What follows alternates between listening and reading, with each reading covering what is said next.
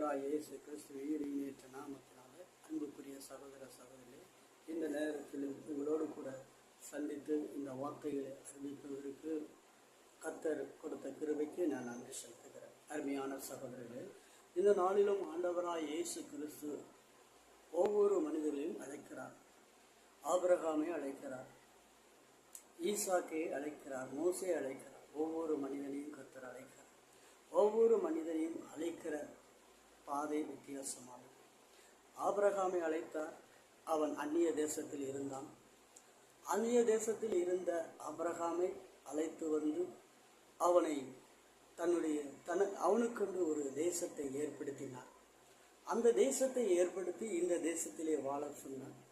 இப்படி வாழ்ந்து அவன் அந்த கர்த்தருடைய வார்த்தையின்படி அவன் கீழ்ப்பட்டு அந்த வார்த்தையின்படிக்கு அவன் வாழும் பொழுது கர்த்தர் அவனை ஆசீர்வதித்தார். அவனை கர்த்தர் அழைக்கும் பொழுதே சொல்லுகிறார், நான் உன்னை ஆசீர்வதிப்பேன். கர்த்தர் நான் அவனை ஆசீர்வதிப்பேன் என்று சொல்லுகிறார். அருமையான சகோதரனே சகோதரியே, இந்த நாளில் நீ ஆசீர்வாதம் இல்லாமல் இருப்பாயா? தரித்திரத்தோடு இருப்பாயா? ஆண்டவராய் இயேசு கிறிஸ்து சொல்லுகிறார், உன்னை அழைக்கிறார். உன்னை ஆசீர்வதிப்பதற்காகவே உன்னை அழைக்கிறார். இந்த நாளில் இந்த வார்த்தையை கேட்கிற சகோதரனே சகோதரியே, இந்த ஆண்டவருடைய வார்த்தைக்கு நீ ஒப்பு கொடுப்பாயா? நீ இருக்கிற நிலைமையை விட்டு நீ கடந்து வந்து ஆண்டவர் சொல்லுகிற அந்த இடத்துக்கு வந்திருப்பாயான கர்த்தர் ஆசீர்வதிக்கிறவராக இருக்கிறார்.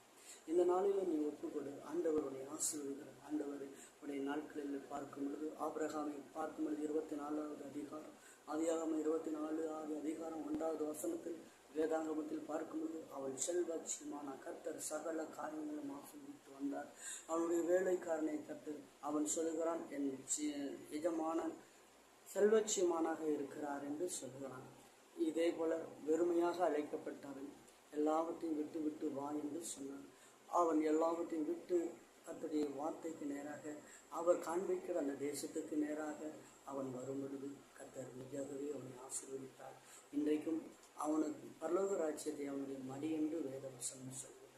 அருமையான சகோதரனே சகோதரியே, இன்றைய நாளில் நீ எல்லாவற்றையும் விட்டு அவருடைய சமூகத்தில் எதையெல்லாம் நீ விட வேண்டும் என்பதால் உன்னுடைய பாவ காரியங்கள், உன்னுடைய பாவங்கள் எல்லாவற்றையும் நீ விட்டு கர்த்தருடைய சமூகத்தில் நீ வருவாயானா, அவரிடத்தில் ஒப்பு கொடுப்பாயானா. ஆண்டவர் யாக்கோபை பார்த்து சொன்னார், உன் பெயர் என்ன என்று. நான் யாக்கோபு. அவன் இருந்த வண்ணமாகவே ஆண்டவரே என்னுடைய நிலைமை இதுதான் என்று ஒப்பு கொடுத்து அந்த வார்த்தைக்கு நேராக அவன் கடந்து வருவான்.